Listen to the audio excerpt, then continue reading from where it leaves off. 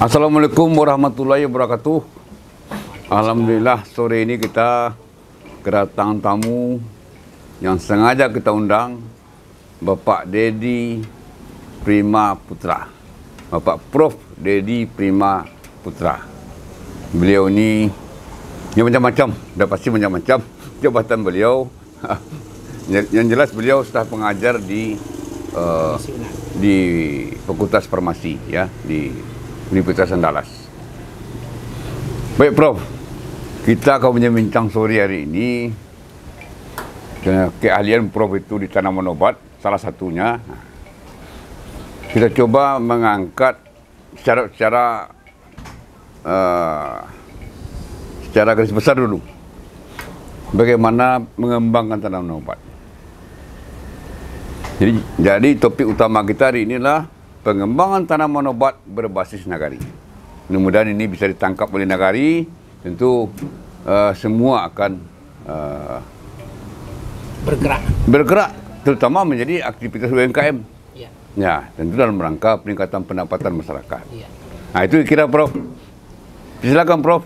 Terima kasih Pak John yang telah mengundang kami di Danau Inspirasi, karena setiap kita berkunjung ke Danau selalu berjumpa dengan orang-orang yang selalu berpikir dan kita selalu mendapat inspirasi sesuai dengan namanya. Ya, alhamdulillah. Inspirasi. Jadi pertanyaan Pak John tentang obat tradisional yang tadi kalau dimintakan ya berbasis nagari. Tentu kita harus membahas dahulu apa guna obat. Ya. Nah, jelas, dia tentu obat bahan baku tradisional. Oke.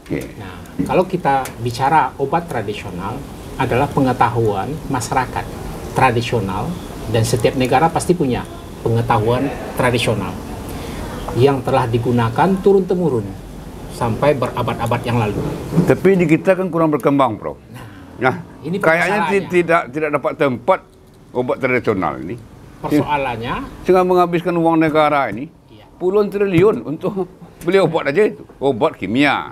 Ya. Persoalannya, ini tidak diinformasikan.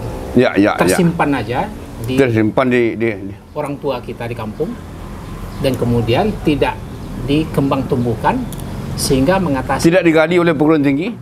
Sudah digali, tapi tersimpan. Buktinya, banyak artikel, banyak jurnal, sampai pada jurnal Q1. Tapi tidak jadi diimplementasi. Tentunya kebijakan.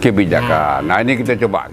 Jadi kalau tadi Pak John berbasis negari tanaman obat, kita butuh kebijakan dan tidak bisa dikerjakan sendiri. Sebentar Prof, kalau kebijakan sudah jelas ada ini. Contoh, uang desa itu, dana desa itu 20% untuk pangan itu. Nah, tanaman obat ini tanaman pangan juga ini. Persoalannya, boleh dipakai. Sudah terjadikah komunikasi dan koordinasi? Ini yang belum. Jadi persoalan kita dari adanya Kotranas kebijakan obat tradisional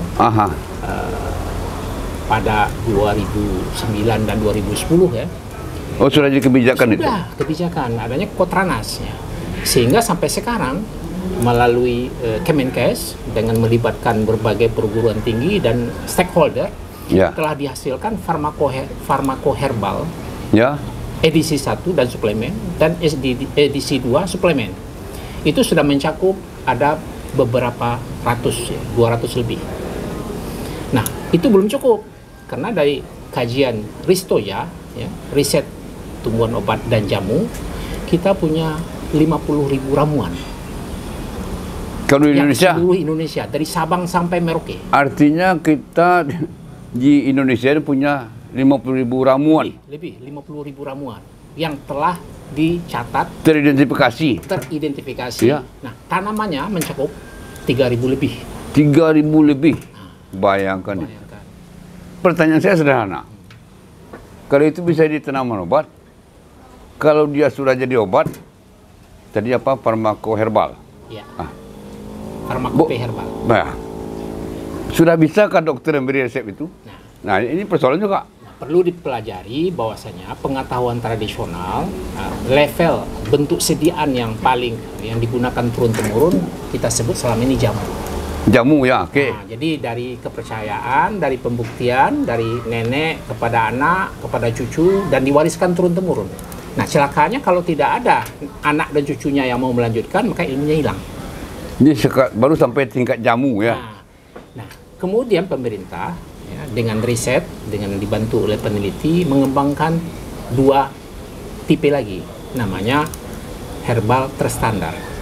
Herbal terstandar. Nah, tapi akhirnya bisa jadi resep dokter, nah ini arahnya, arah perjuangannya. Tingkat yang tertinggi, fitofarmaka. Fitofarmaka. Sudah adakah itu? Sudah. Sudah, oke. Baru sekitar 30 lebih lah. Ya.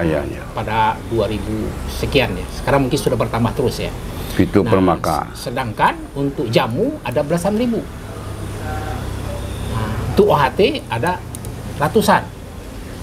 Nah, sekarang dari ya, 3.000 lebih, 3.000, 4.000, ada yang mengatakan 5.000, baru 400 tanaman ya, yang diteliti dan digunakan oleh industri jamu. Kayaknya tidak terkomunikasikan hari ini kayaknya. Ya? Jadi persoalan tanaman menjadi nilai ekonomi haruslah dipelihara, harus ditanam. Tapi kalau sekiranya orang yang menanamnya tidak menghasilkan nilai ekonomi, ya harusnya ini kan menjadi gerakan juga oleh kawan-kawan yang bertugas di bidang pertanian. Ini kan begitu. Harusnya kan begitu. Pertanyaan yang sangat menggelitik. Ya. Mari bekerja sama kita. Ya. Di kampusnya ada fakultas pertanian, ada farmasi. Itu kan tinggal connect. Nah, dinasnya juga ada dinas kesehatan. Ide dari Pak Joni ya, mengatakan apakah bisa berbasis negari. Nah, ada pengalaman ya 15 tahun yang lalu, mungkin lebih ya, itu negara India melakukan konservasi ex situ. Ya. Dengan bantuan ya, Global Environmental Facility. Dia dapat kalau tidak salah $2 juta untuk 5 tahun. Tujuannya bagaimana? Menginventaris tanaman-tanaman yang berpotensi sebagai obat, kemudian dibikinnya konservasi ex situ. Apa itu konservasi itu?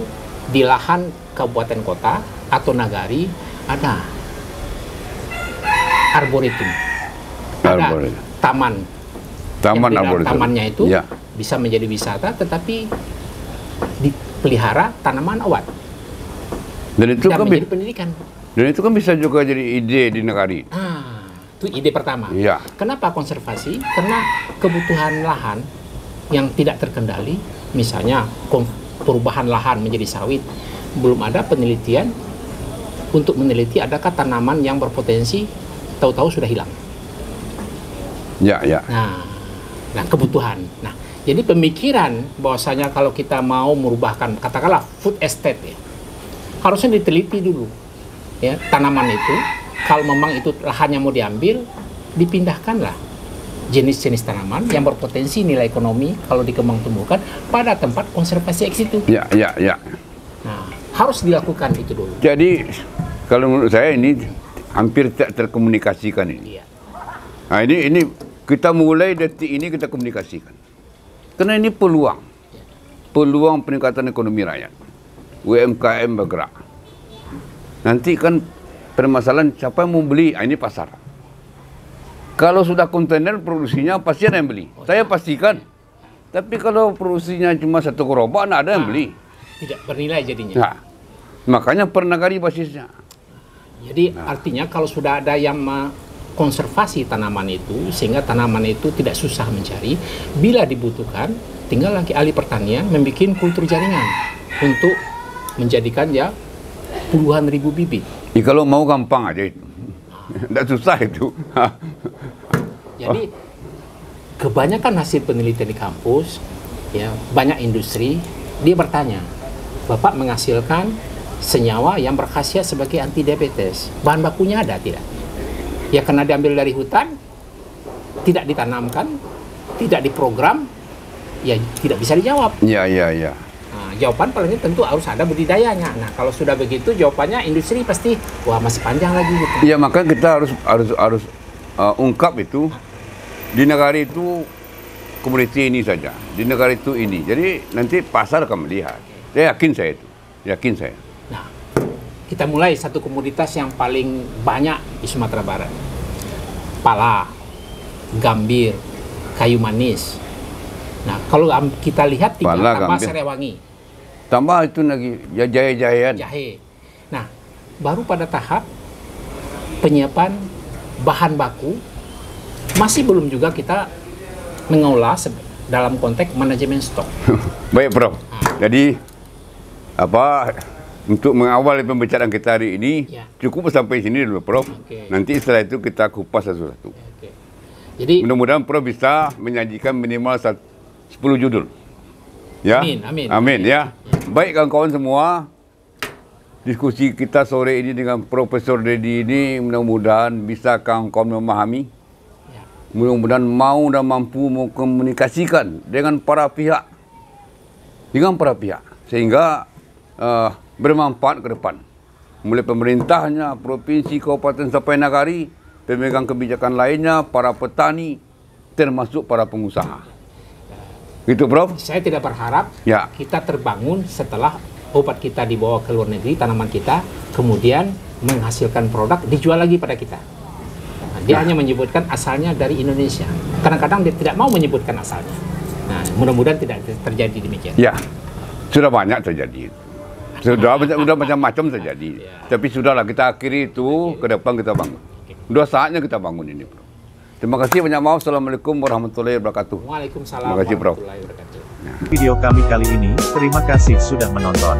Jangan lupa untuk like, komen, dan subscribe untuk mengikuti perkembangan terbaru dari channel ini. Sampai jumpa di video selanjutnya.